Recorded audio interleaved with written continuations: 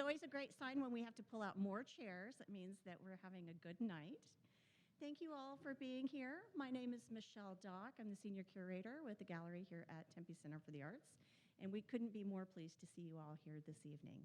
We just are opening our Earth and Sky exhibition this week. It's part of a year-long celebration of all the 4 elements, so thank you for celebrating those things with us.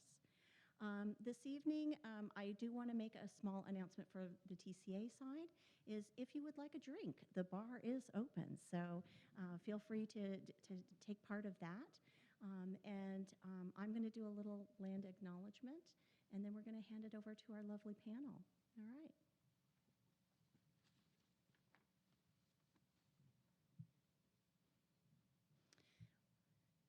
We wish to acknowledge that Tempe is the homeland of the Native people who have inhabited this landscape since time immemorial.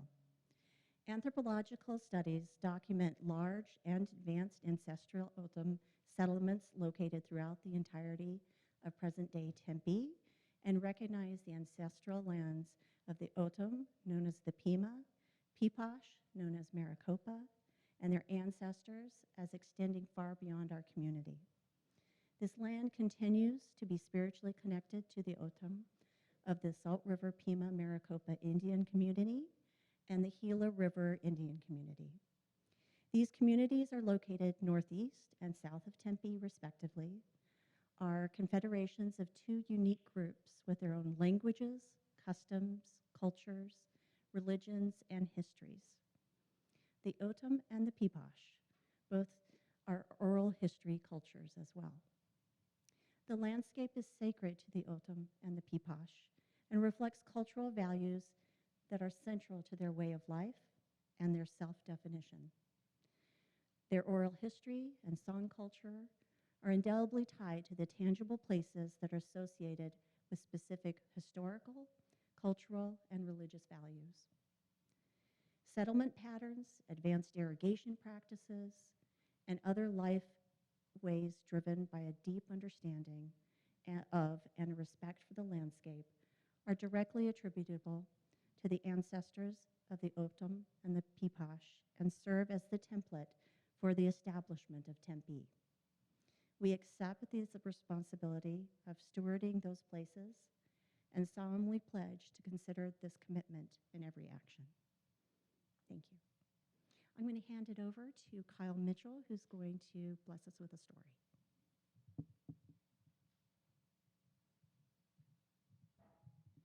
Good evening, everybody. Sorry, there's free drinks, so if you do get a drink, please wait till the panel is dying down a little bit. So, good evening. Like I said, my name is Kyle Mitchell. I am Dene, so within our language, Dene Bazad, I'd like to introduce myself. Yate She Kyle Mitchell Yenchia. Twitchin initially, Nakai Basichin, Kayani Deshiche, Nakai Deshinala. Shiche A. Jim Mitchell Willia, Shimasana A. Eileen Mitchell Willia. Kiltui Bitwa, although Chejna Dozi Dana Shah. So I did that because we always introduce ourselves with Navajos. That's like the condensed version, right? The traditional one's about 30 minutes, but we don't have enough time for that, so I figure I'd give you the little snippets there. And along with introducing ourselves, always within Dene Bazad, right? It's the language of our people. The first thing I did is I introduced myself with 4 clans because we know and we understand that everybody in the world is made up of 4 clans. Everybody has a mother, a father, your mother has a father, and your father has a father. And that's how we relate to each other. And so in my intro, I also said, Kiltsui Bitwa, Aldo Cheshnadozi Denasha. That's where I'm from, and that's where the story takes place. All right, so I grew up on the Navajo reservation, the Nibika, with my grandparents, my Che, which is my grandfather, and my Masana, which is my grandmother. And I grew up in northern Arizona, so it's not too far from here, so we will all take a quick drive to get there. So we're all jumping in the bus. We're gonna jump on the 202, gonna take the country club, we're gonna take the 87 all the way up, go past Payson, go past Clintswell, and wind up in a little town called Winslow, Arizona. And from there, we're gonna gas up, and then we're gonna keep going north. We're up the 87 a little bit more, almost to Hopi land, but not quite. So where the 87 goes north and south, east and west goes Navajo 15. And off to the northwest corner, you will see a mountain shaped like a pyramid butte. Actually, it's called Pyramid Butte by BLM, but more intimately, it's known as Cheshnadozi, the mountain with the streaks on it. And that's where I grew up with my grandparents. And I love the desert. I love the high desert. And growing up with my grandparents, they were stewards of the land through and through. They never identified that way, but by every action they took, they by all means were. And so one of the things at the base of Chesno-Dozi, right, it's an old dormant volcano, and there's tons of rocks everywhere. And my grandfather, what he loved to do was get in that old single bed, right, the bench seating GMC truck that was just a beast, right? This thing would go anywhere and do anything. And so we would hop in this truck and we'd drive all the way to the base of the mountain, and he would grab these giant boulders, and those would become the foundation for the houses that we built. And then we would get more rocks, and those rocks would become the borders around the trees we had. And then we would get more rocks, and those rocks would line the corral that we had. And so I grew up understanding how the land gives to us, right? With something as simple as those rocks. But within every area and every space that we lived on, Kiltsui Bitwa means the bushes with yellow flowers where the springs are. Because on that land we have springs, a few different springs. And so I grew up understanding how to harvest the water from the natural spring that comes directly out of the ground, how to irrigate that so it feeds the livestock. And then also another spring that we had made with a manhole there, and that's where we got our drinking water. So we would get in that big giant truck again, load up those giant water barrels, drive them there, and then throw a bucket down and pull it up hand over hand and dump it in. That's how we got our water. And one thing that was always a big thing I remember every spring, because I was trying to think of what story am I going to tell tonight? What do I want to say? Well, back home in the springtime, what we do is we look at our roads because we have dirt roads everywhere, right? And erosion is a huge thing. So to combat that, what my grandparents would do is when we would haul wood there in the fall, we would also get these giant branches about 6 feet, and we would stuff those in the trailer in the back of the truck wherever we're hauling wood from. And then when we get back during the springtime, after all the snow melts and we're able to see all the trails where the new washes are, to get ready for the monsoon season, we would go and grab more rocks. And with those rocks, we would lay them down, then we would get the wood, the branches, we laid those down also to come up with our own irrigation system on how we can divert that water that comes in. Because once it hits and it floods, like we've seen in California right now, same thing happens on the reservation. Dirt roads, everything washed out and gone. So my grandparents would always teach us how to do that. And I remember growing up on the reservation, there's really no age for a license. Sorry, but I learned how to drive when I was about 10 years old. So about 10 years old, yeah, people are like, yeah, a little bit older, like, yeah, you're a little young, but it's okay. So I would drive that giant truck. And I remember when I was 12 years old, and it was the springtime, and my Che came over and my grandma, and they said, all of that snow has melted and it's washing away the road. You're old enough to go fix it. I was like, oh my gosh, 12 years old. Where are the truck keys? Give me the truck keys. I can do this. So I got in the truck, turned it on, and of course, my grandparents loved KTNN. It's our radio station up on Dnipicat. And it's only on AM, right? So it has that funny white noise that always plays all the time. And because my Che was hard of hearing, being a combat veteran, it was always blaring. So every time I turned on the truck, it's like, oh my gosh, just yelling and screaming. And so I remember getting into the truck, loading up all the things I needed, and then driving down. And I had two of my cousins with me. So they got out, and we started fixing the road and kind of making those different areas. And so I always think back to that during the springtime of, we're so, I guess we're gifted here, living in the metropolitan, living in the urban environment, to where we don't have to worry about fixing our roads, our dirt roads. We don't have to worry about looking at what we can take from the land, the rocks, the trees, all those different things. And so that we are given, the opportunity to just go ahead and live the way we do. But because of my grandparents and because of them teaching me not only how to fix erosion, but also how to pick up litter. So we would do, every summer we would go along the 87, along the 15, and pick up trash all the time. And then the other thing is, as I grew up on the land, I knew where all the yucca plants were that were a good size. I knew where all the sage was, and so on and so forth. So when we would have ceremonies in the spring or in the summertime, then I was always tasked with, we need X amount of yucca leaves. They need to be about this big, and we also need some really sacred sand, like the really, really fine sand. And so it was my job to always get that. And so I would again get in that truck, turn it on, cover my ears so the radio wasn't too loud, and I would go drive. And what I would do, what I was always taught, even to this day, and I tell my son this, is whenever you cut down a tree, you break a branch, you do something, you get some tutadine, some corn pollen, and you thank that plant for providing you with what you need. And so whenever I would take the yucca plant, I'd bend it down and put some tutadine on it and say some words of thank you. You know, this is good medicine. This comes from the land. It comes from Dinibaka. The rains come from the open skies. They come down and they bless the land. And it nurtures those plants. And in turn, we take those plants and we use those in our ceremonies. And those are what heal our people, not just physically, but emotionally and spiritually, because everything is correlated together in our ecosystem. And we are not apart from that. We are very much a part of that. And our duty and our role, and what we hope that you walk away with today, is understanding what your duty is. Being here in the urban environment, how can you be more proactive? How can you look up to the other stewards of the land, the O'odham people that live here? You know, what type of practices do they have and where are they going? And so I'm thankful to be here today, to be part of this panel, and I'm thankful to share a story of where I come from and where stewardship was ingrained within me throughout my childhood. So with that, thank you.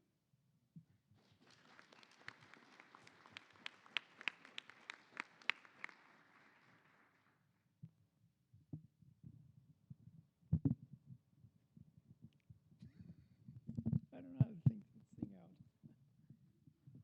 Can someone help me?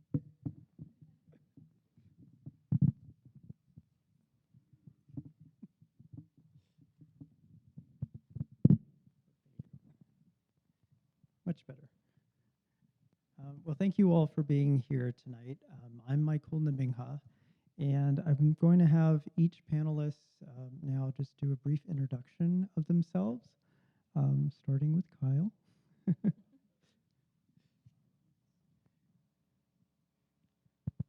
right. Can you hear me? Is that good? Okay. All right. Well, welcome back again, everybody. It's me. So I, so I grew up where I grew up, and now I work at South Mountain Community College, where I'm a program manager. So I oversee our locations in Guadalupe and Levine, also our tribal liaison. And so that's my day job. That's what I do. Also adjunct storyteller with our storytelling institute we have there.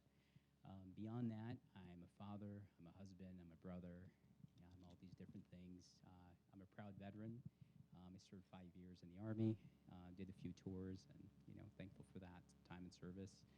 Went to ASU, finished up there, and really doing storytelling, I've been able to be in different spaces and different places across the country, and to always advocate through an Indigenous perspective, and not only share that perspective, but share that Indigenous knowledge that was empowered to me.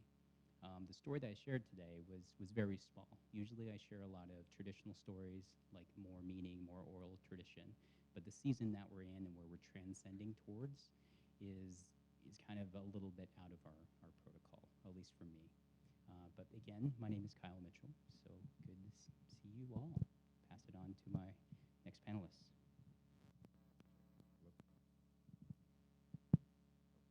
Can you hear me? It's a small enough room. Good evening, everybody. My name is Thomas Cruz Marcus. I'm an enrolled chapel member of the Tohono O'odham Nation by way of the Salt River People Maricopa community. My father originally is from the Gila River community and with his final resting place there in Vaki. And my mother is from a village called Arichukson, which if anybody knows where Sales, Arizona is, it's pretty close to there, also in the Tohono O'odham Nation. I grew up in Salt River by way of Phoenix, West Phoenix, Maryville, full-time artist, mural painter, gallery artist, and I'm just happy to be here. I originally was supposed to be on this panel. Did not think I was going to make it, so I had to decline it initially. But schedules changed last minute, and I'm just happy to be here, so thank you. Can y'all hear me? It's good, Nick. Anian Upchugik, Jacob Butler, Anian Okokuma O'odham. So I live right across the way over there on the other side of the freeway. For the past 20 years, I was the community gardens coordinator for Salt River, and so growing traditional food for the people, and with the primary emphasis on creating a seed bank. And so a lot of the seeds that came into that program and that program has today started at my house. Um, I'm currently on the tribal council, and so somebody messed up and made me a council member. And so navigating myself in this world is truly more of finding that balance, because I was allowed to live a life that was based on traditional cultural values. I worked for our cultural resource department for the past 20 years, and so this is a different realm for me. But I'm happy to do it, and I'm thankful that the people provided their faith in me, put their faith in me, and so I'm going to do my best to honor that. I'm also the chair of the nonprofit organization Native Seed Search out of Tucson. I've been a part of that organization since 2017. We've done a lot of work to make sure that we are respecting the culture and the values of the people that provided seed to that entity. You know, we changed our bylaws to make it mandatory that the board of directors has representation from all Southwest tribes. At least 50% of that board has to be comprised of members of the Southwest tribes that gave seed to that collection or that bank.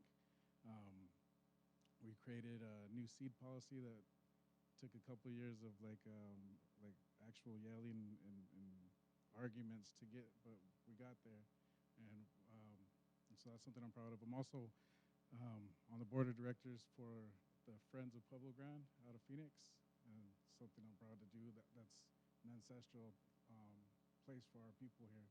It's one of the last standing bog keys or great houses that represent just one out of a number of them up and down this valley here.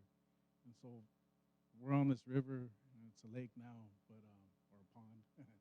But you know, at one time this river was unforgeable, and we're sitting in a place that just down the way was the only place that you can actually cross the river for miles on both ends, and that's what actually created Tempe. And so from that canal there was over 1,000 miles of canals, or from that river there was over 1,000 miles of canals that irrigated over 100,000 acres of land at one time. And that's the legacy of our people. And so there's been about 100-year stretch where we haven't farmed that way. We haven't farmed traditionally, and so that's something that hopefully I can make an impact in our community going forward in the position that I have. But I'm also a father, a husband, and a grandfather. And in 2020, I had all black hair, and today it's going away. And I don't blame my grandkids, I blame their parents. And so for any that have kids out there, I think adult babies are a lot more stressful than little ones. So I just want to thank you for being here and listening to me. And I have a tendency to ramble on, so please bear with me. And any of you guys are welcome to cut me off whenever. So thank you. My name is Ginger Sykes Torres. I am Navajo of the Totochini clan, born to the Lagana. I am the current state executive director for the USDA Farm Service Agency here in Arizona, as appointed by President Biden at the end of last year. So I'm very excited to serve in the administration.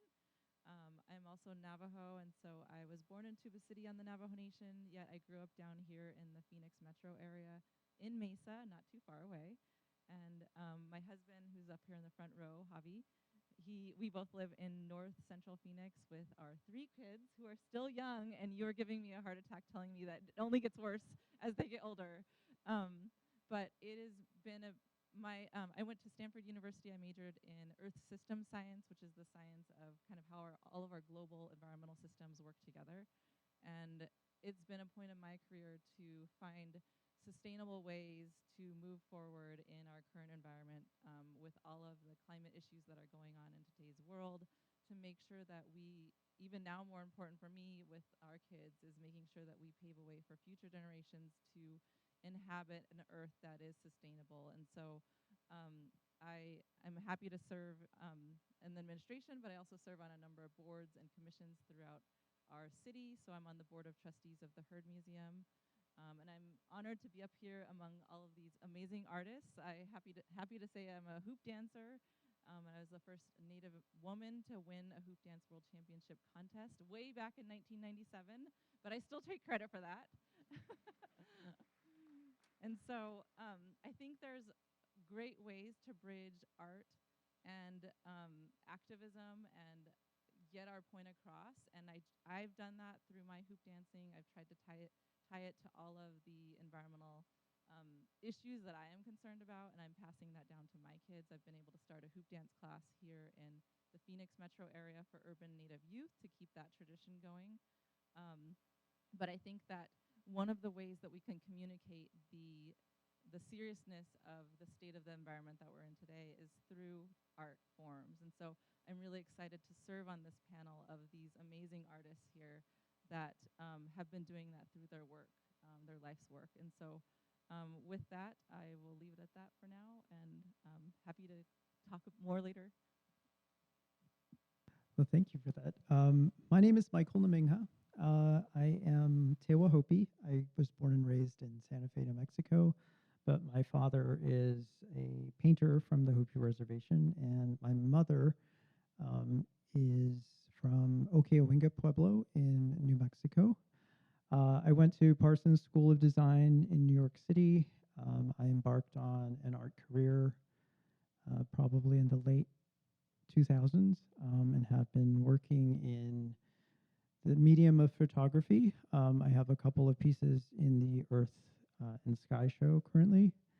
I was asked to moderate this panel, so I'm going to start off with something that I felt living in New York City and having grown up in the Southwest. So I lived in New York a few times. I went to school there and later worked on my Altered Landscape series as part of a residency program at the New Museum. But as someone from the Southwest, I was constantly looking for sky or openness, and it's hard to find there. I started calling the buildings canyons because in the winter they channel all the cold air. But also I turned to water. I would run alongside the East or Hudson rivers in the evenings for escape from crowds and would use it as my meditation space. And so I'd like to ask my fellow panelists, how does that affect people in an urban environment, but also with our natural landscapes changing so quickly? So whoever would like to start. The question is, how does urban landscape change your mood, or? How does that affect you as a native person living in an urban environment and seeing how our natural landscape is changing so quickly around us? I would say for me, I have the luxury and the privilege to live in an area that's considered rural, but very much adjacent to an urban landscape. And so for me, we very much have our privacy, but we also have the convenience that modern day society gives us. That convenience does come with a price. Just a number of years ago, all these buildings here weren't here. And I can go up to that mountain right there, that little butte, and I can tell stories, or I can listen to stories from my elders and look at buildings, or not buildings, but other mountains and other landscapes that were connected. And now I can't. And so that not only hurts my ability to learn and to share, but anybody else that comes after me can't learn and share in the same way that's been done from time immemorial. And time immemorial, means as far back as you can remember, right? But I would go a step further, because for us, we say that we come from this area. We don't have a migration story. This is our Atum Juad. This is our land. And so from the beginning, that's how our stories were told. And now that's gone. And so now we have to navigate in a world that is ever changing, that's affecting directly the way that we pass on our traditional values to our youth. And so it's hard to kind of deal with, We are the Akramaatum, and specifically the Unk Akramaatum. And so I'm grateful that we still have a river. We actually have two rivers. We have the confluence of the Salt and the Verde on our community. And so we still have a place that we can go and practice our traditional ways and beliefs and just be out there. And so for me, it's cool to have all this, but I'm grateful for what we still have. And we can go out there and not be inundated with streetlights and horns and things like that and still practice our ways in a way that's unmolested, if you will. And I think that's something that I'm very grateful for. I'm very aware that not everybody has. And so we're just talking about this urban sprawl and this solar heat island that we created as, you know, in modern day society, you know, with all this development, you know, and it gets hotter. And we're talking about how I was mentioning how when you go across Pima Road, that's the boundary line for our reservation. So if you're driving southbound, you're in Scottsdale, and if you're driving northbound, you're on the res. But once you cross that road, the temperature drops drastically. You can feel it. It's there and noticeable. And that's because we don't have the infrastructure that we have out here. And keeping that in the mindset of our children to understand what value that holds is important, because there's a desire for, you know, it's human nature to want what everybody else has, right? And grass is always greener on the other side, but once you don't have it anymore, there's a longing for it. And we see that here I saw that in our community garden. Because I'll make it shorter than I was going to, but so we as a tribe have tried to put up a community garden in the typical sense that most people know. A community garden is an allocated parcel that you would take, and you would take, and then you would take, and then together as a community, you guys go out and grow your own things and maybe share. But for us, we have access to land. We have access to large parcels of land on our home sites, and we're very much vested in everyday society, modern day life too. So we have extracurricular events with our kids, we have jobs, we have all these other needs and duties, right? And so that's looked at as a burden, something I had to take care of and then go home and take care of my yard. So what we found is that these community gardens are for places just like this, where there's HOAs that determine what you can do in your own yard or what you can implement in your backyard even at times. Apartments. The lack of access to land creates a need and a desire to put your feet on the ground and ground yourself and dig your hands in the soil. And so we don't have that. But as soon as we don't have what we do have, I'm sure they'll be pretty effective in our community. And so we don't have those things. So our community garden is a place that we teach people to go and home garden. We call it a community garden because everything from the tree to the structures and everything in between was done with our elders and our children and their parents. And it truly is our community's garden. And so for me, it's finding that balance in life, you know, and I think where we're located, we have to walk that balance of rural and urban daily. And so I deal with it a little easier than most.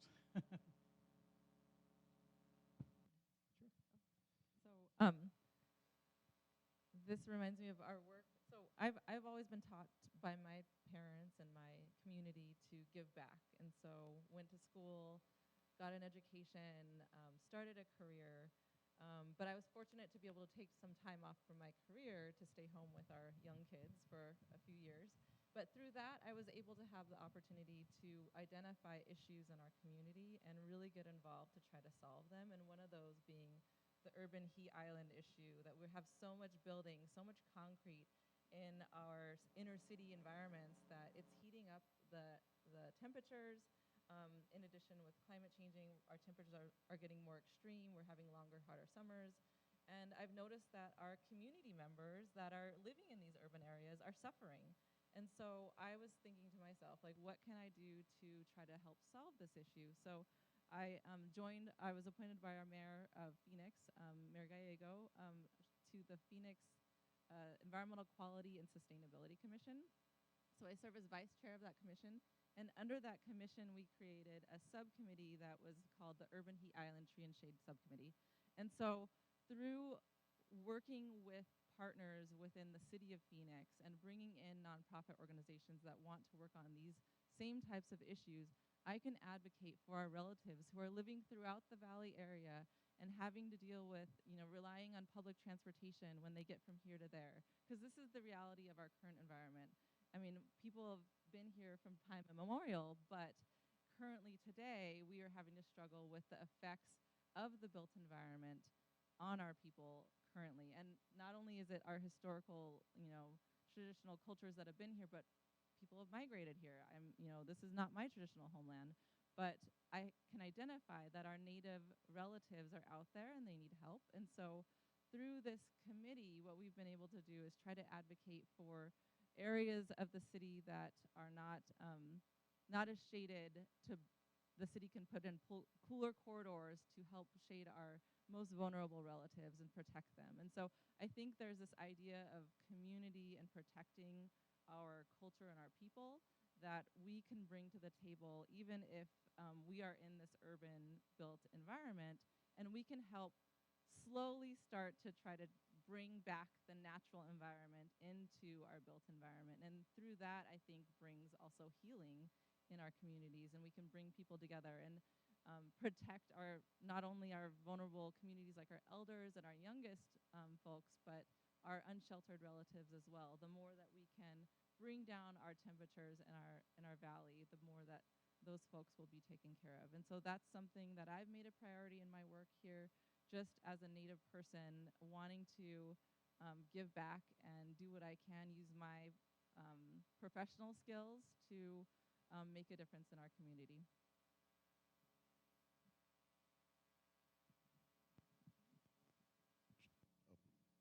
We'll try this again. Oh, there we go. And just to kind of add on, yeah, can we tell people to stop moving here because there's enough people here already and not enough resources. But to add on to this sort of to this sort of common theme that Native people understand that maybe not everybody else does, is that those of us that grew up in our communities or with ties to our communities, we have this sort of dual identity, as Ginger kind of touched on, Jacob did as well, where we're constantly saying we're walking in two worlds. We're trying to hold on to who we are, where we come from, our identities, our cultural practices. But we're also, this is a prime example of the people that are sitting on this panel. We are involved within the greater metropolitan area, holding positions like tribal council and so on.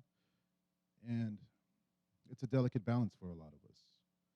And it's not always easy trying to hold on to those things. Something that I can speak from experience, I did grow up in the Salt River community. And as Jacob said, it is right next door to the city. But I also grew up in the city of Phoenix at the same time. I went to high school in Central Phoenix and would go home in the evening to the Salt River community. And so I would see these literal two different worlds, night and day. And it gets confusing for young people. You don't know how to navigate forward. You don't really understand when you're being pulled in so many directions. And one of the things that I took to reconnect with my identities was through art, was through making artwork, was through, well, back then it wasn't technically culturally relevant murals. It was it was graffiti. It was painting graffiti. And I know there's a lot of controversy around illegal graffiti, but it's a part of my journey, though, and it's a part of those balancing multiple worlds. Sometimes it's not just two worlds, it's all these different hats that we have to wear. And I think a lot of us, even beyond Native folks, can understand that too. Trying to know knowing what that feels like, and having to wear different hats all the time. But I'm grateful for those experiences because it's molded my understanding as a person today, the artwork that I want to share with everybody, but also why it's important to share with the younger generations, specifically from my community, and to support other individuals who are doing things like these awesome people up here, including our moderator and his amazing father and his artwork. But I think that comes out in the artwork a lot for me personally, but also other artists as well, especially contemporary artists. We focus on traditional arts a lot. I mean, Jacob and I are wearing traditional pieces made by community members, but I think it's important to have contemporary art as well, focusing on bigger issues, things that are not necessarily about the individual, but serving a greater purpose. Um, so I could keep going on as well. I'm just going to stop there. Yeah, just a little bit. So, I think everybody's kind of touched on it. So I'm not from the valley, like I said earlier, and I think one of the hardest transitions for me when moving down here during high school was the limited access to open skies, and that to me was the biggest heartbreak, I think, because growing up on the res, I was able to see from horizon to horizon. Every evening, I could look to the west and see the sunset right by the San Francisco peaks. Every night, growing up on the res. And so the hard thing was coming down here, for one, just the busy streets, the heat that was going on, but then it truly was not being able to see the sky during the day. And more importantly was at night. At night, not seeing the constellations, that was difficult. Pollution is something that, every metropolitan area battles with, and that's something that everybody can make a difference in, there's much efficiencies for electricity, for light bulbs, and so on and so forth. Things that are more cost effective overall. And so, one, one thing that I think where everything kind of came full circle to me, because I've always viewed home as where I grew up at. Like, I'm just living here. Like, that's just how I see it. And, there's a lot of other indigenous people that see that also. It really didn't click in, or it didn't really click in my head to the power of that until sorry, mic's popping. All right. So, okay, can you hear me? Is that better? Switch.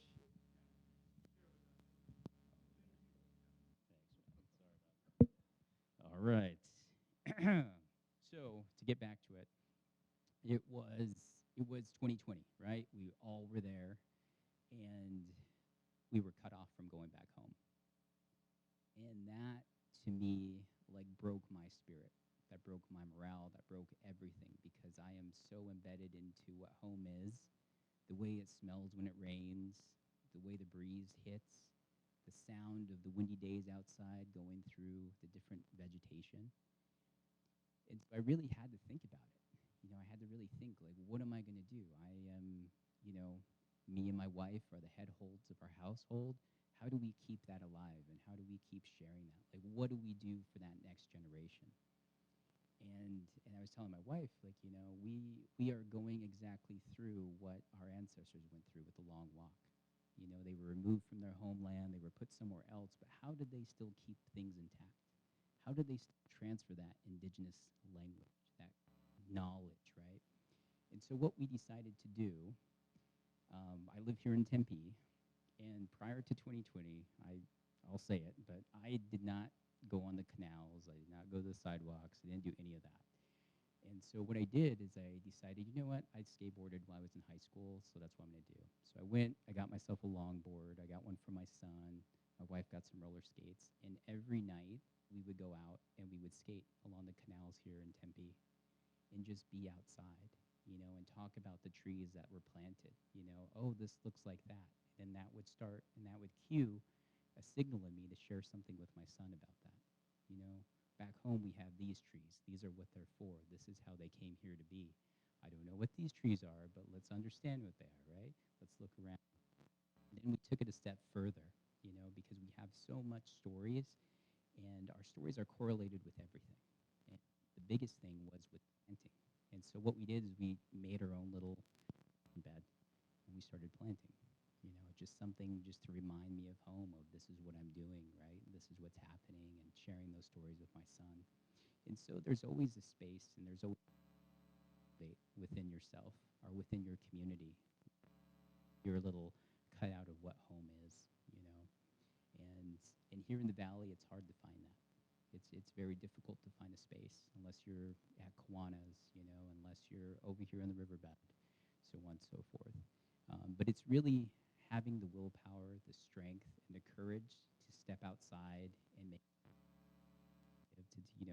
do whatever you can with your 2 feet, your 2 hands, and just be part of the community. Whatever you can do to keep. That's what it taught me. Was even though I'm here, I'm coined now an urban native. I'm still reclaiming that through sharing that knowledge and exploring that. I'm done with this mic. Thank you.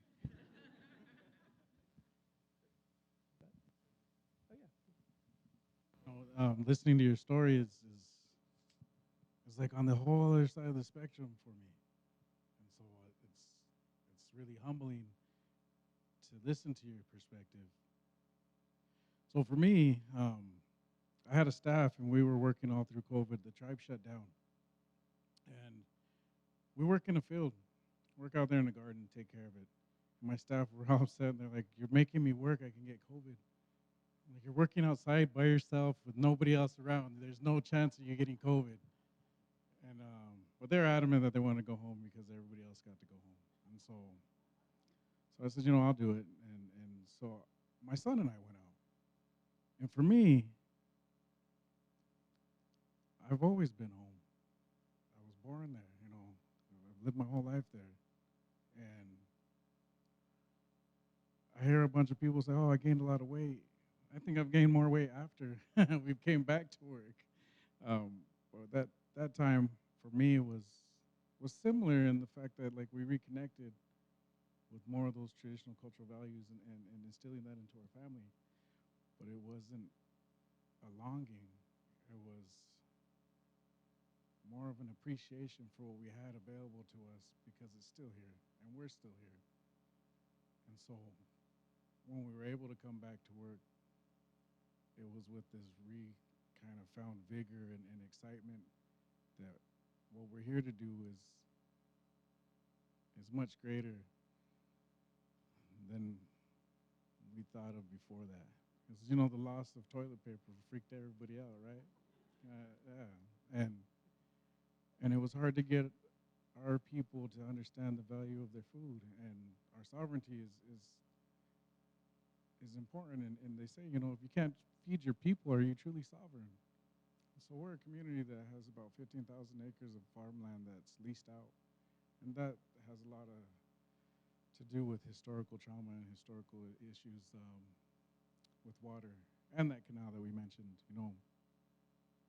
But I think in hindsight, our people kind of noticed and realized the need for that food, and for me and my kids, it was an opportunity to reaffirm our connection to the land and really value what we still have here as original peoples.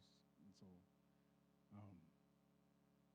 I don't know, my heart goes out to you because I didn't experience that, and I know a lot of people did, and I know there was a lot of suffering, and I'm naturally an antisocial person, so I enjoyed my privacy and I enjoyed my time alone, but I know it was hard for a lot of people, and so thank you for sharing that.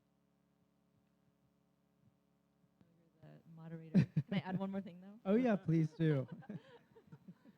So now that we're talking about COVID, one thing that, we all, I'm sure in our communities, did everything we could to protect our communities during that time. But what it brought to light for me was a focus on the historical inequities that our communities have suffered for generations. And so for me, that means that our communities need to do all we can to prepare, not only for another possible pandemic, but for any types of threats that are coming towards our communities that could damage our culture, our traditions. And for me, the climate is a major issue that our communities need to take seriously and start doing, making preparations for. And I think me working for the federal government, that's something that I do in my daily job. But with tribal communities, it could be going back to some of our native traditions, our farming traditions, farming native crops, drought-tolerant crops if we live here in the valley area, learning those traditional practices of dryland farming. And so I'm excited in my new role at the Department of Agriculture to be able to support our tribal communities as they're trying to think about making that transition. Using more water efficient technologies. Water is such a big deal here in the valley and throughout Arizona that it's precious. All Native people understand this, And I think Arizona communities, as the threat gets higher and higher and our water is starting to get more and more cut off from Colorado River resources, we need to be looking at solutions, and a lot of those solutions can come from the traditional practices of a lot of our native peoples in the valley. So for me, I just wanted to highlight when we're talking about COVID, like that's what brings to my mind is like the sense of like, okay, we're almost through this, but like we need to make sure our communities aren't left as vulnerable as they were for COVID for the next threat that comes at us. Right. Yeah. Being in Santa Fe, New Mexico, I felt like we were in somewhat of a bubble during COVID. And I used to take these long drives up north on these empty highways, and you would encounter all of these signs for the different pueblos you would come across. And a lot of them were closed off, and a lot of them stayed closed off well into, I think, probably last year. I mean, they started finally to open up again because we had so many at-risk communities. And my mom's own pueblo, they didn't start their ceremonies until last summer, and it was nice to be back and to see a lot of those ceremonies that are so important to our cycles, and how we live and how we connect with nature, because that's what these ceremonies are all about. Going back to Breeze's conversation, or his statement about contemporary art, I've heard both Jacob and Breeze speak about their work, and maybe if they could talk a little bit about both of the work that you both create, whichever one would like to start first. Well, after that, like what you touched on, we need to talk because we've been practicing. And I'll get into what you asked, but we've been practicing dry farming techniques, and they're applicable for landscaping and a whole bunch of other things. Xeric plants and all that. And those are good starts. And us as the mass can do that, but that's not going to make a dent in any of the water consumption that these foreign interests are doing, and not even being charged to farm all this tracts of land. And so those things need to be addressed too. More sustainable ways to utilize this water is what's going to keep the people here. Otherwise, we're banking on a finite resource that isn't going to recharge itself as fast as we're using it. And so, talking about my artwork, right? So I don't really consider myself an artist.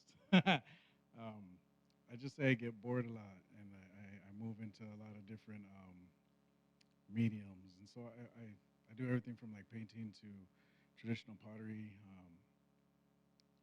I, with a handful of others that came before me, started etching shell in the traditional way. And we all learned our own ways and try to bring it back as authentically as we can.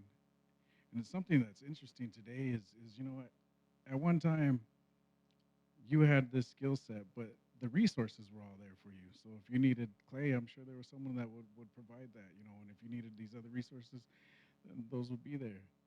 But today, in order to know and learn one technique or one medium, you have to have a whole gamut of information and skill sets. And so to etch the shell, I struggled with the archaeological record and the traditional knowledge, because this etching shell that I'll talk about is a 1,400-year-old tradition that started here with our people. We're the first people ever to etch shell with an acid. About 1,400 years ago it started, and it thrived for about 400 years. And they used a specific shell from the Sea of Cortez. And a lot of people say, oh, well, that was brought in. No, we went and got it. And the Arawatam would run to the Sea of Cortez, and it would take them 3 days to run there and gather salt and shell and bring them home.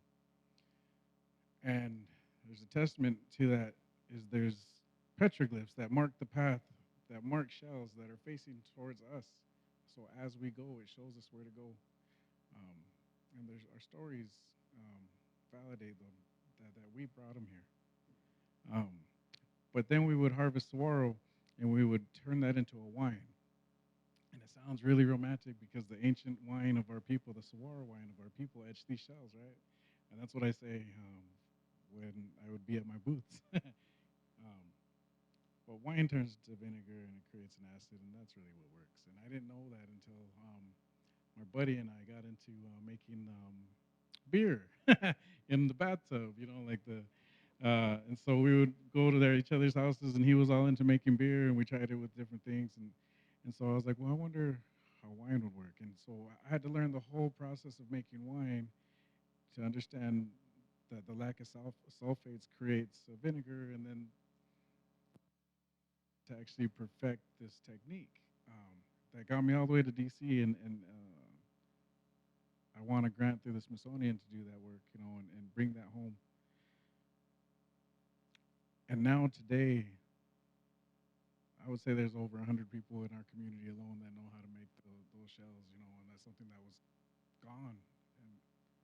And we did a video on it, and we called it, Lost But Not Forgotten. A lot of people still remembered it, but nobody knew how to do it. And so I think next month I'm actually supposed to teach a course in our community through the Thornton Community College, and another one of my buddies, Dwayne Manuel's hosting that. And so for me, like, all that work is tied to tradition and value, and there's something to be said to do it in the way that your ancestors have always done it, and continuing that tradition.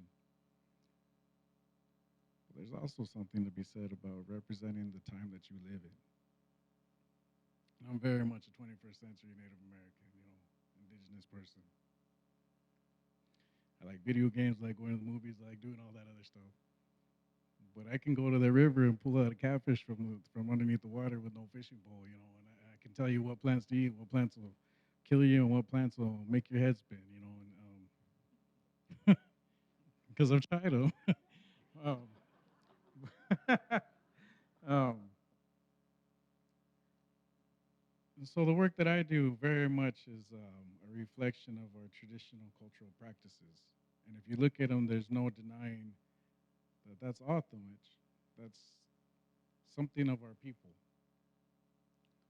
But you can also look at it and say this is a contemporary version of this ancient craft. And this is something that's new, that represents the people today. But it's still refined to those traditional practices. And so in my paintings, I'm able to express depictions of cultural experiences, or traditional values, or even stories in a totally modern and unique way. And I think that'd be a good segue into what Thomas does, because he does it on a scale that's 100 times bigger than mine. So I have a lot of respect for this gentleman here, sitting to my left, and in his work, you can look at it, and there's no denying that it's contemporary and it's modern and it's new. But there's also no denying that it represents our people right off the bat. And that's something that I feel honored to know the person that expresses that. And so, Well, thank you, Jacob. I really appreciate that. And coming from an artist that I respect as well, everything he just shared with you, and I know he didn't say that in the beginning that he was an artist. I caught that, but he is an artist in his introduction. And it's incredible, the history that we share, being from these O'odham communities and being tied to our ancestors, our ancestral O'odham, or those that some of you may know as the Hohokam. We refer to them as Huogam, and Hohokam is just a mispronunciation that came later. But to tie that in, understanding that I have as a living contemporary artist, that all of that history, that deep history and information knowledge that our ancestry provided, all of that past, we wouldn't be here without all of that. And go back a little bit, there was a point in time when that was happening. The shell etching was going on. There was also a lot of what's known as red buff pottery, red on buff pottery. Probably another around the same era, 1,400 years ago, 1,500 years ago. And to understand that on a bigger scale, the people at the time in this valley, 1,000 years ago, 1,500 years ago, they were working very hard to maintain their way of life, to be sustainable, to have abundance, to maintain these canal systems, to grow agriculture, and they worked every single day of their life. But they also provided uh, so much abundance that there could be art and people making pottery and shell jewelry. There was ways to not only create that, but use it as trade and commerce for communities and tribes that were further south and further north and in all directions. Um, so in understanding that and moving forward, uh, I know that those are giant shoes I will never fill, but the achievements that our ancestors here in this valley, I feel like a speck of dust compared to them, and I wouldn't be here without them. Jacob wouldn't be here without them, and these people here, their ancestry as well, and what they achieved. And looking back at that now, as an artist in my 40s, this is not something I really thought about as a young person, but I realized how important that connection is and why it's it's a necessity for me to make those connections, create this contemporary style that I'm doing, but relating it in a way where, I mean, after this, if you go into the gallery, I have a piece up of a rattlesnake. And oh, sure, it looks like a rattlesnake. There's rattlesnakes in the desert. Well, coming from my perspective and coming from our cultural background, the rattlesnake holds a lot of significance.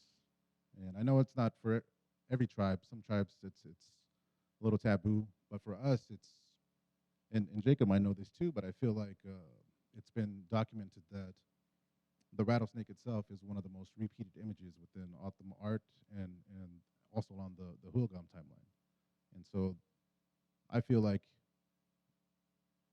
I'm channeling all of that ancestry and energy and allowing it to come out in this way to reclaim not only this space, painting walls, painting giant murals, massive mural with a rattlesnake on it, and knowing what it means to us, as Jacob was saying, how that ties into who we are and our history here, but also to sprinkle that into the urban landscape where you don't see our identity so much, where we are confined to the boundaries of our reservation.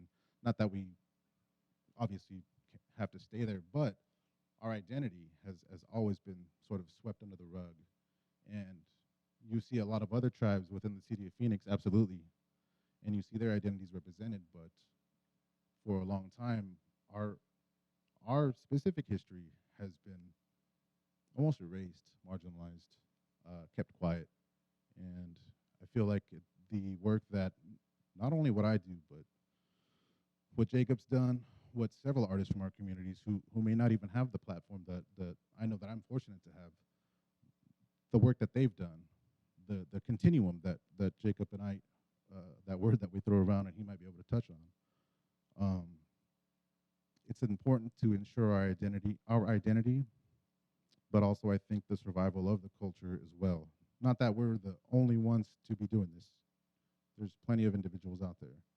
But I think collectively moving into the future and recognizing those and honoring those parts about us, it creates a stronger step in moving forward. What he said about the red on buff pottery, if you look at that red on buff pottery, it's there's a lot of repetitive patterns, and it takes a long time. I've made pots, and sometimes that painting takes about 40 hours. The vessel takes a certain amount of time, but painting it takes about 40 hours. And then you gotta do all that work and then put it in the fire, and hopefully it doesn't blow up. And so, I think that and the shell work that they did, and all the ornamentation, the sensors, and all the iconography that they had on those utilitarian pieces and ornamentation that they would wear. They were Shell Society, wasn't just a testament to their skill sets in artistry and creativeness, but it was a testament to the fact that they weren't just surviving here. We were thriving. You can't have artisans like that if you're worried about where you're going to eat the next day and how you're going to sleep. And they were able to specialize and create true artisans in their crafts. And so they weren't just existing on this land.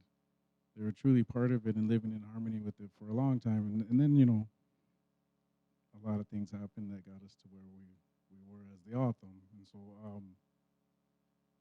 but we are the direct lineal descendants of the people that archaeologists call the Hohokam.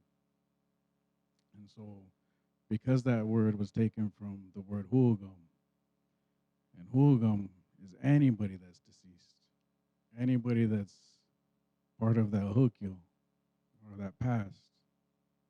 So if I were to die today, then I would be part of the Huogam. So it's not a true representation of that one single group. In our archaeological terms, it's easy to study a group that stayed relatively constant, right, for a number of years. And so they say this is one people. Then you changed enough, and now you're a different people. But before you were another people. And I like to tell people, because a lot of times we hear people say, oh, well, where did you come from? Because the Hohokam disappeared. Well, we're still here. But I'm not dead yet. But I like to ask people, you know, can you think of your great-grandparents? And can you look at the way that they live their lives and try to imagine the way they live their lives and compare that to the life that you live today? Do you live a life that's the same as theirs? It might be similar in some respects, but it's not the same, right? Now imagine your grandparents 1,000 years removed from you.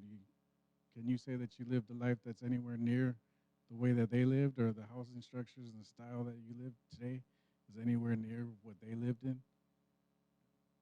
I would say no, but that doesn't make you any less their descendant. And so that's the same for us.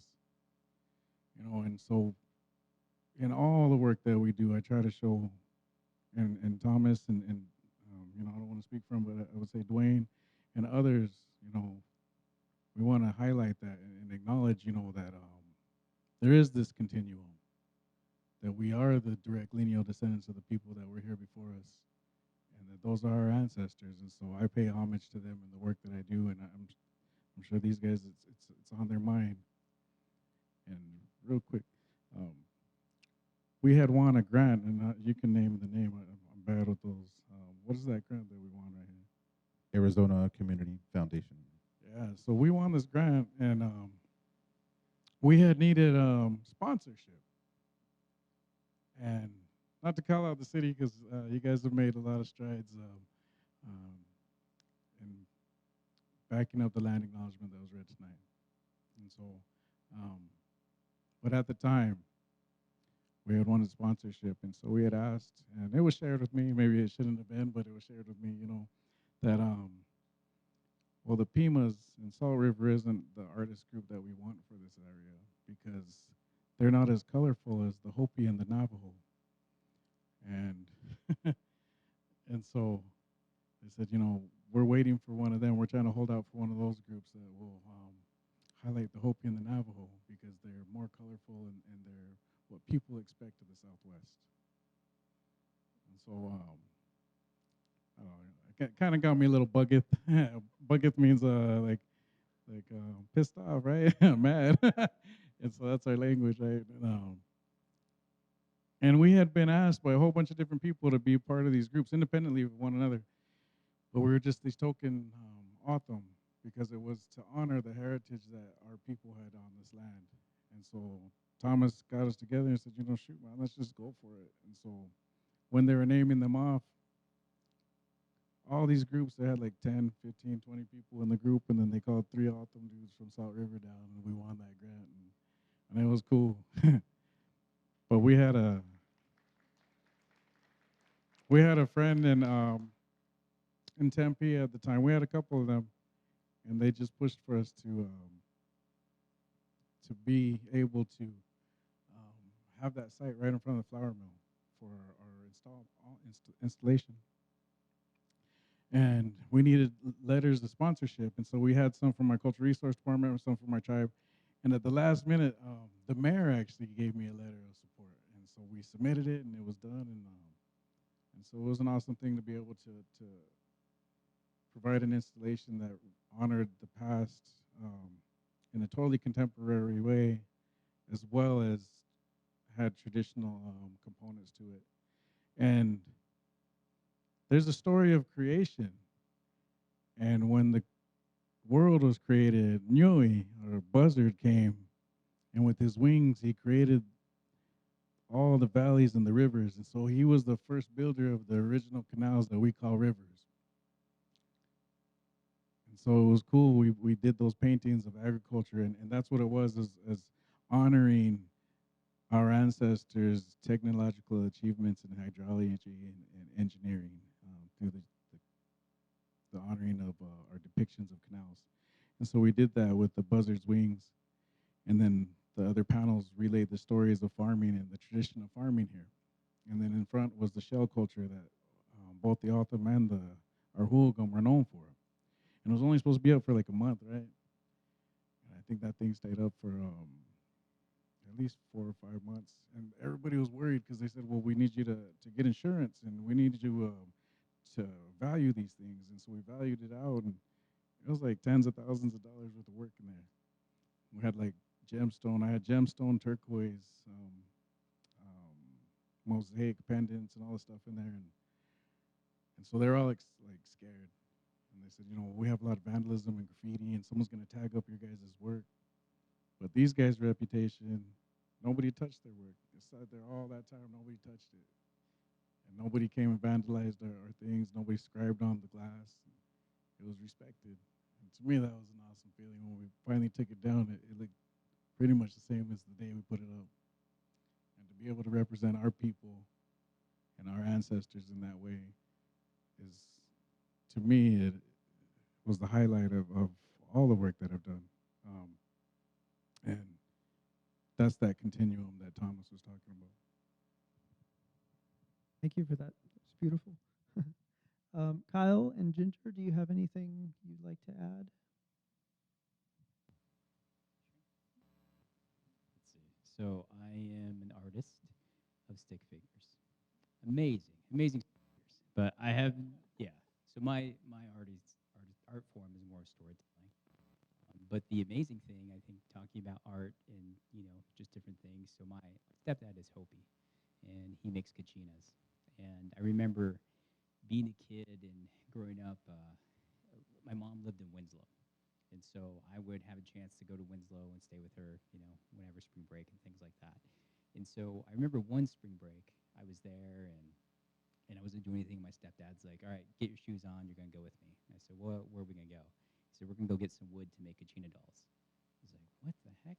And we're driving out. We drove out to where the little Colorado is, and the 40 goes right over that. And then we went down and we hiked right about a mile in, and then he found all of this cottonwood that was driftwood. And then so he started getting it, started looking at it, thinking, what can I do with this? What can I do with that? And it was amazing that, through doing that, he shared the whole story of how he learned to do kachina dolls and why he still does it today. And it was amazing. And he said, and it's really resonated with me because I've heard it echoed through different spaces of kind of having the rolling river, right? So I'll take it in the context that I know within stories. So we have an oral tradition, a story of our creation, right? Word for word, we can't share that same story today because a lot of times the linguistics, right, behind that, the dialects are gone. And so our role today is to understand as much as we can from the past, fill in the gaps with what we know today, and push that to tomorrow. And so my stepdad, in doing that, really kind of embodied that whole thing. He said, well, here's a piece of wood. A long time ago, they would do this with it. But here's what I'm going to do. And I saw somebody that was at this basket dance, and they had this nice shawl with this design. And then I asked them why they had that design. So I'm going to add that design on this kachina doll. And so every time, and I know everybody in here has been to a native market or a swap meet, every vendor will tell you their whole story of how that piece was made. But that's what goes into art. That's remnants of the past sprinkled with what's possible today and then pushed to tomorrow. And so, I applaud the artists here and what they do and sharing that because I think it's valuable to also have your own voice within that. We can be a true purist, right? A traditionalist and do all those things. But if we don't put in what we're doing today, how much value are we really adding to that? And so contemporary art, is amazing. The mediums that we use and the new ventures that were coming out is amazing. So I applaud both of you for the work. With you, Michael. That's all I have. You're up, Ginger. Well, my experience with art is different than these guys, but um, I started hoop dancing. I think probably when I was in middle school, and I hadn't done. I grew up here in the Valley area, away from the Navajo Nation, but looking it back on it now, it was really a a method that kind of got me back involved in culture and brought me back to ties with other natives.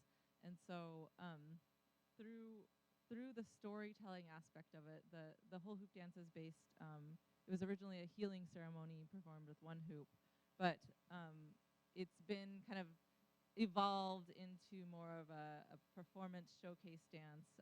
It's very athletic, but the hoop symbolizes the circle of life of that all of the circles that we go through living here on this earth.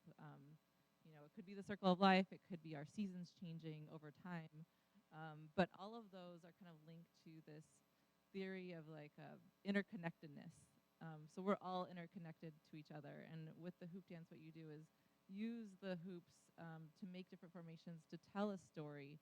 And so for me, one of my stories all go back to the environment. So I try to make formations that are found on the environment, formations of animals and plants that I respect.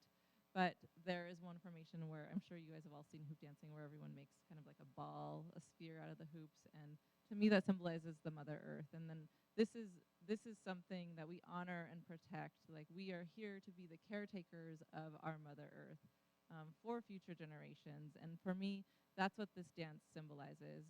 And as a mom now and as a teacher of the hoop dance, it's something special that I can pass on to our next generation through this art form and through teaching them about being interconnected to not only their local families, but like their extended families. We have students that are learning to dance here in the urban area that are like me, grew up here in the urban environment and are kind of detached from their cultural homelands. But we also have students that have moved down here from further away reservation areas and want to feel that cultural connection to other natives. And so it goes both ways. And so for me, bringing the art back to our youth and giving them those opportunities to participate and to learn what it's like to be a part of community, especially here in the urban area, is so integral to sustainability in my mind. And I'm trying to do this in my professional career also. One of the priorities for the Biden administration is urban agriculture. And so it's taking this concept of bringing that knowledge and education back to our youth about where our food comes from, how it's grown. A lot of kids may never have been to a farm. They might not have a garden in their backyard. They don't have that connection to the environment and a respect for all that it takes to get something to the grocery store or to their school lunch counter. And so for me, just bringing and educating our youth will help us down the road and help make sure that we have sustainable communities well into the future. And this is something that, everyone can get involved in. My mom, since I went back to work, has played a big part in our family, but I know that it's important for her to take our kids to have those experiences around town and to really be involved in their lives. And she's been making regalia for our hoop dance class and teaching the other parents, what it means, like what type of regalia is appropriate for their children to dance in based on their, tribal heritage or culture and tradition. So I think we all have a lot to learn from each other, and I think that's a big part of sustainability, especially living here in this urban environment. Thank you all for that. We're going to start to wrap up things here, and I just wanted to know if there's anything our panelists would like to share or use this time as their soapbox for. I'll get on my soapbox. Should I stand on the chair? Well, everything that you're saying, like I legitimately like extend the offer to reach out afterwards because like that's exactly what we've been doing for all these years. And at the time we started, they said this is the end of a 6-year grant. It's in its like last year, so you have a job for a year. And we went to the tribal council, and they adopted us into, at the time it was the cultural environmental services, I believe. And then when that grant ended, we were a full-fledged component of the tribe. You know, and one of the things we do is farming, right? But even when they had all this infrastructure and agriculture growing here, farming only um, accounted for 40% of our traditional diet.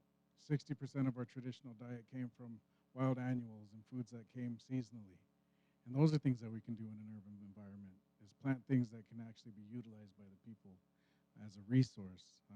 That's something that we do now in our community. We have a tribally approved plant ordinance that only certain plants can come in there that aren't a detriment to the environment. And so we take our kids out into these areas.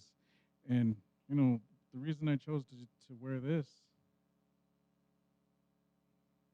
is all these resources come from the Jovid. They come from the land. You know, this is a mixture of Takwi and Cho, or yucca and willow basket techniques. So this comes from the river and the desert. And this is agave that was hand spun by a late friend of mine.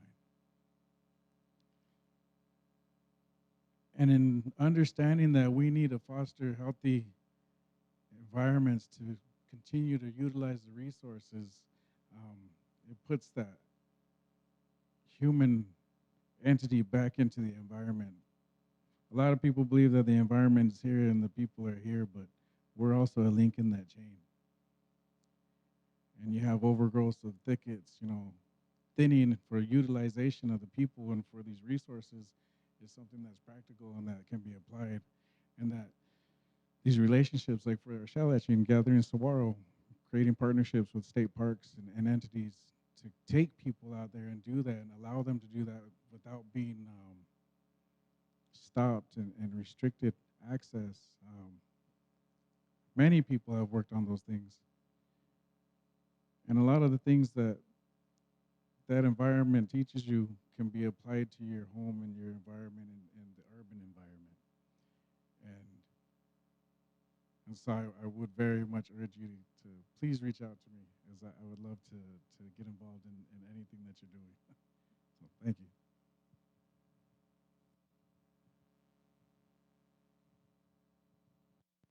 Yep. I'll go.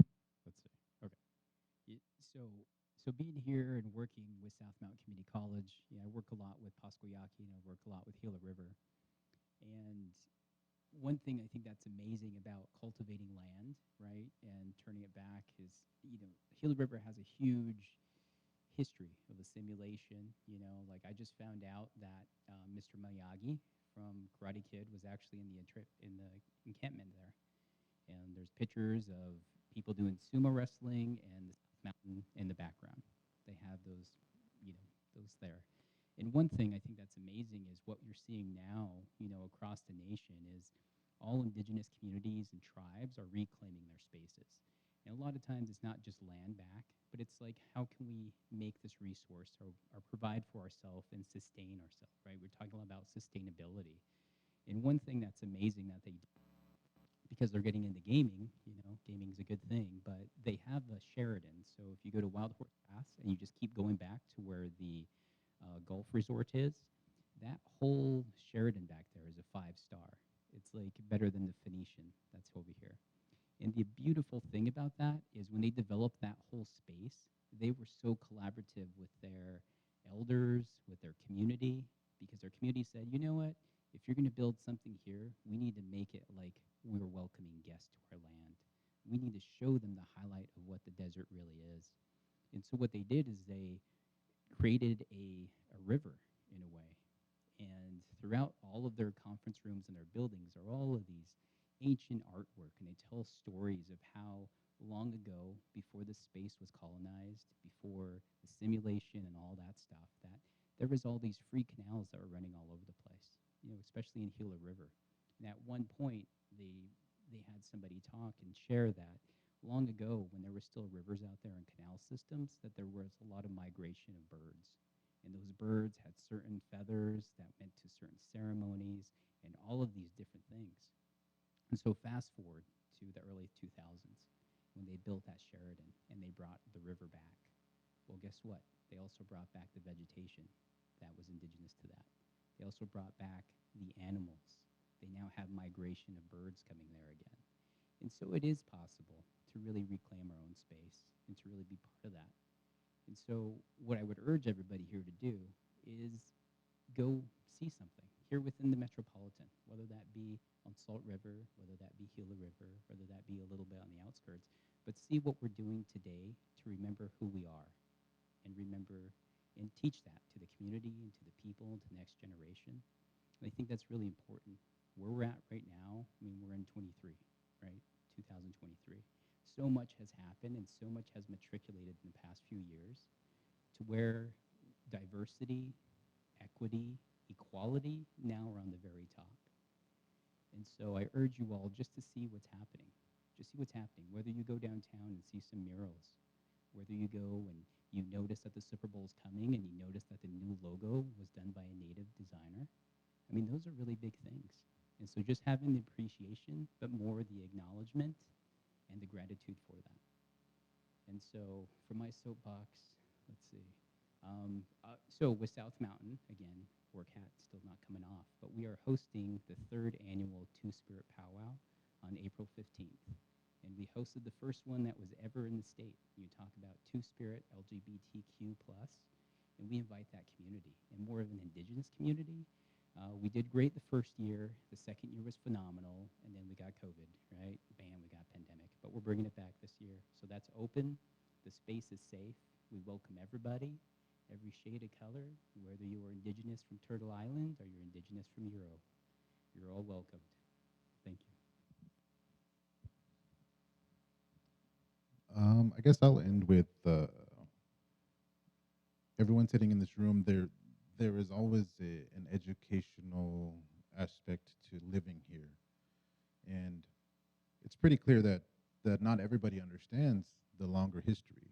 Like, we know the history maybe 100 to 100 years ago. Majority of people, I should say. But there's that deeper history that we've been discussing all evening. I would suggest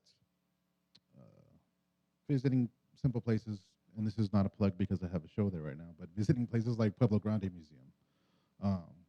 But for the reason of understanding why those places were important and what those people were doing back then, we understand the history of what may and may not have happened back then, because there's a lot of speculation. What we do know is that throughout history, the people living in this area, even though self-sufficient, sustainable, all these things, still experienced hardship, still experienced the environment, being at mercy to the environment, the heat, the river when it was wild, the storms, not really knowing what was going to happen, if it was going to be too much rain one year or no rain the next, and how that water would affect people in the villages that were here. And so there's a rise and fall, and there's a clear living relationship with the land that our people once had, and still have today. And I think we can all learn from the past, even moving forward into the future, with this place being this massive metropolitan. I forget what number we're on now, number 4th largest city in the country. But the scary part about that is even if our ancestors had issues here with sustainability and being able to make sure everybody was good during times of drought, what are we going to do with 7 million people here when things get really hard? And is that a matter of if or when? So I think it's important to learn from the past, because those past living relationships knew what they were doing and knew that they didn't control anything. And I think that's the big misconception that we have, the big ego that we have as human beings, that we think we control something, but we really don't. So continue to learn, continue to practice in your own way. I mean, I know sometimes I might forget to recycle something. But if I and just regardless, walk walk forward, doing the best that we can, and leading with a good heart, and I think leading with a good spirit, and being good neighbors to one another. I think that's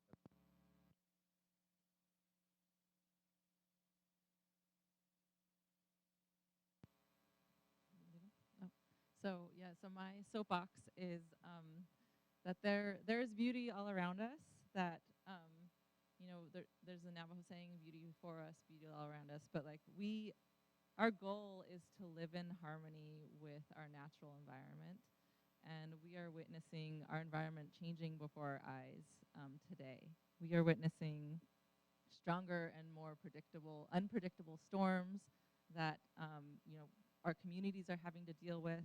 We are dealing with drought and at the simultaneous time floods, and so it's counterproductive to not prepare for the future. We're also dealing with wildfires that are becoming more frequent, and our rural communities especially are having to deal with this threat. And like I said before, COVID brought these inequities to light, the inequities that surround kind of our rural communities, our tribal communities not having enough infrastructure to deal with these types of threats, not having the healthcare systems either that would be required to help, our people. But I think that now that we know that these threats are there, we must prepare our communities in order to have sustainable communities into the future. So we have to find ways to work together, not only with our tribal councils, with our state and local governments, with our federal governments, bringing NGOs to the table to help solve our problems as a whole. And so that's one of the goals of my work now and into the future. Is to find solutions to some of our biggest environmental problems, so that when we are faced with threats in the future, we can weather those threats much better than we've done in the past.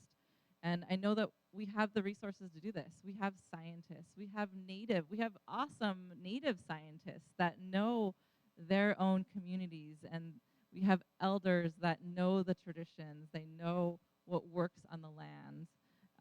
They know the history. And so we also have natives with seats at the table now in our government at all levels. And so bringing all of this together, it gives me a lot of hope for our future. And we just have to keep that in mind, that we can do this together. We can provide a sustainable future for the future generations. Thank you for that. Are there any questions from the audience for our panelists?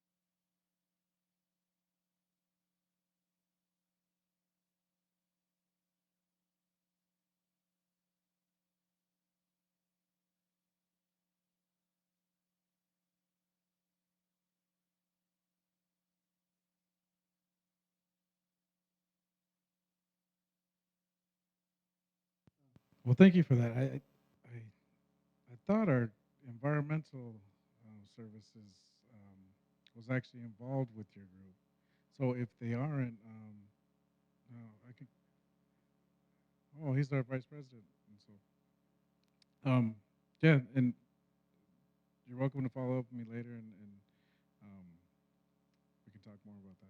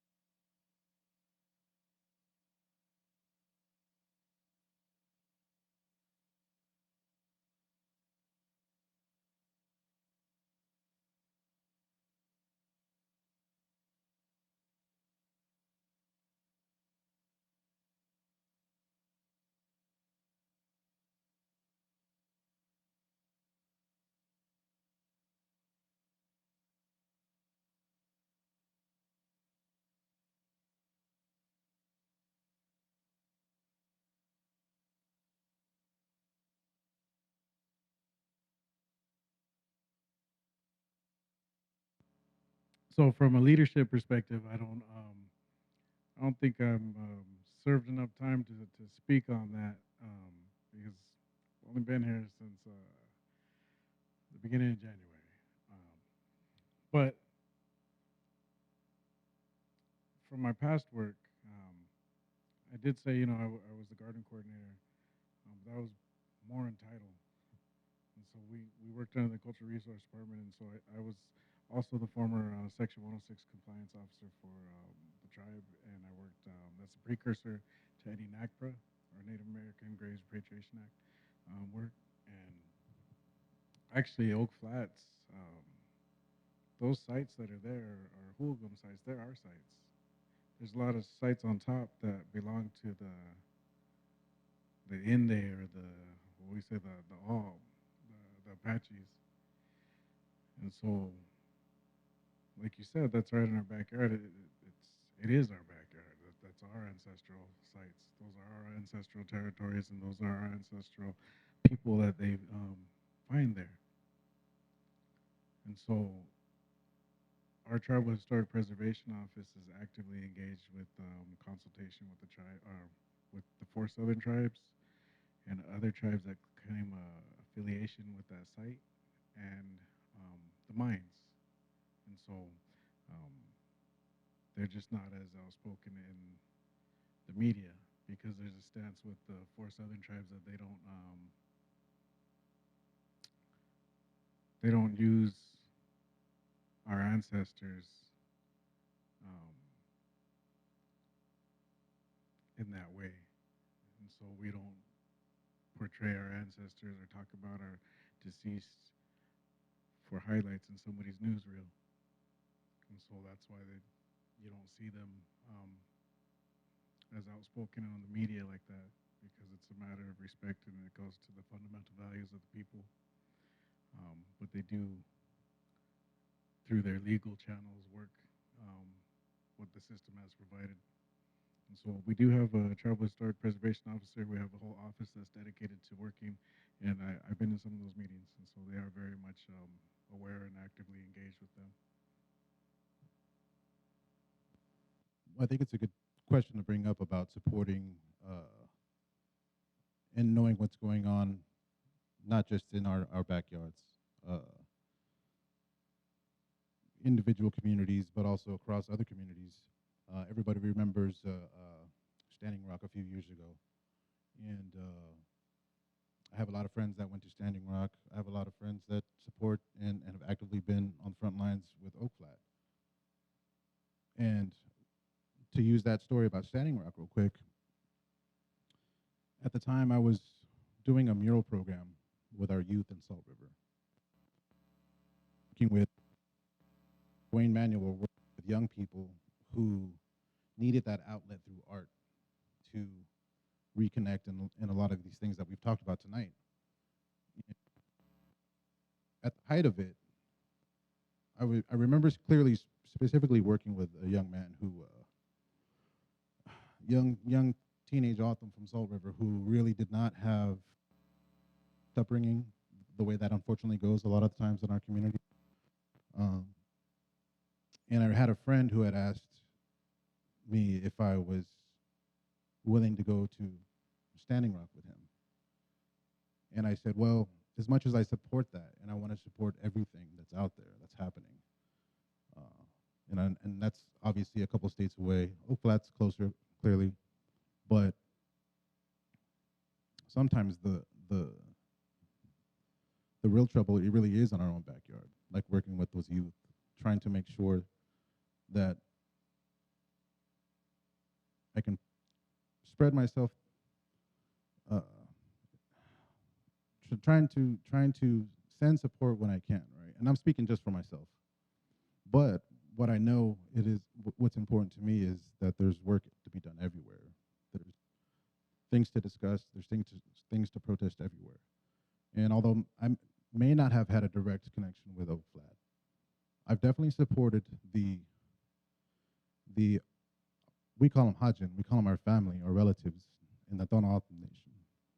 And for those who don't know, the O'odham ancestral lands are cut in half by the international border. And a couple years ago in the last administration, uh, in order to build a wall, there was dynamiting going on and destroying sacred sites, and our officers were heavily protesting that, and they weren't really getting the attention that some of these officers were getting. So I had to silently send my support and try and touch on that through artwork, send messages, send support, send financial aid, things like that, without really speaking about it until now, really. And knowing that that is our backyard too. And that's my culture. That's where my mother's from. That's where my family's from. And so we have all of these issues in what we call native country. And how do you pick and choose? That's a hard thing. You want to support everything. You want to be there and try to spread yourself, but it's not an easy thing because there's pick one out of the hat. There's so many. And much respect to anybody that's ever stood on the front lines like that. I don't consider myself an activist at all, but I've seen people go through those legal issues, being on the front lines, sacrificing themselves. And if I can support in some way, I will. But either way, I think just to end with that, having the awareness of what is happening all around, and just doing the best that we can. You know, it's something that my grandmother has told us since we were young. Do the best that you can every day, and try to be good neighbors, be good to others. And one thing I would add to that is that we are, we're all natives, but we're diverse as well. And so we all have our own strengths. And so, some of us might have a strength talking to political people that can help. Some of us might be on the front lines. Some of us might have a strength, advocating through artwork. But I think there are a lot of issues to be involved in. But I think that there's enough people that care about these types of issues that I think that if we're all dedicated to using our own strength that we're comfortable with, I think we can make progress advocating for issues that affect Native people, especially the types of issues that are going on in eastern Arizona. And I don't, to be honest, with all the media and all the coverage and the climate federally, I don't really see that mind going through. And so I think they came and did a lot of work, and I think by the time this all settles, I don't see it happening. But yeah, just to let you know that the Altham have made their intentions clear through that office, and that office is part of a larger body called the Four Southern Tribes Cultural Working Group, and they're all the Altham communities that come together and decides things together, and then whatever region that's in Arizona, a certain tribe will take the lead to represent the Altham as a whole. And there's also this thing called activist tourism, where people kind of get like a thrill out of going to every new rally and new thing to fight. But I was told a long time ago that the single greatest change that you can affect is in yourself. And through that change, you can affect others, And so the impacts to my community and to our people right here and the children that I see, impacted by drugs and violence and all those things, are the things that I've been working on healing through our cultural practices and bringing back traditions. And it started with me. When I was 18, I lost a lot of my friends. A lot of the people that I know today are either 10 years my elder or 10 years my younger. I don't have a lot of friends that I grew up with. And it was that change that kept me here. And so I want to make something better for my children and their friends and their family. And that's the change that I'm trying to make right now. Thank you all for coming out tonight, and thank you to our wonderful panelists. Join us in the gallery. We're going to have a reception. Thank you.